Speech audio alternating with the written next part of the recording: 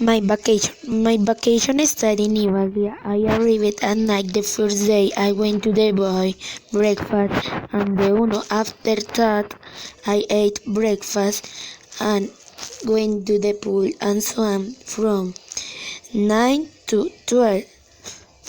Then I went to the played Xbox and GTA 5, FIFA 20 and WWE 2K17 with my cousin, and then we went to the art museum and we saw a lot of paintings and sculpture. They went to eat at McDonald's and with my family ate a hamburger, fries and soda.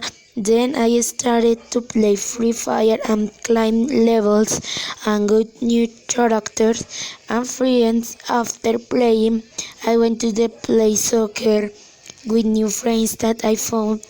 After playing, I went to see the entire first season of The Paper House, and with my mom, we made arepas stuffed with ham and chicken cheese, and my vacation ends.